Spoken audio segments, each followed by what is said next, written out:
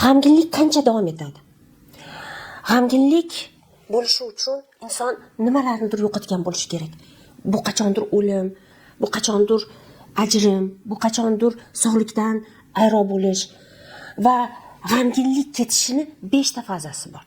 Birinchi, ana shu g'amgin bo'lishga ko'nmaslik, g'azablanish, shokka tushish. Undan keyingi fazada inkor qilish, yo'q, bunday bo'lishi mumkin emas. Hech ishonmayapman. Hozir o'sha inson kelib qoladigandek, hozir o'sha gap yolg'ondek tuyulishi.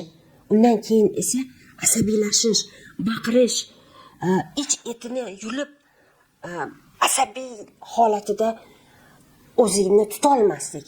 Undan keyingi holat depressiyaga tushib, g'amgin, hech narsa kerak emas, hech qayerga sig'masdan depressiya fazasini boshdan o'tkazish va undan keyin agar depressiyadan chiqishga inson kuch topa olsa, borliqni, bo'lgan voqeani qabul qilish va undan keyingina g'amdan, azadan chiqiladi.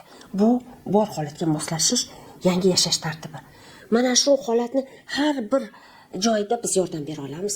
Ayniqsa depressiyada uzoq qolib ketmasdan yangi yashash tartibini paydo qilishda.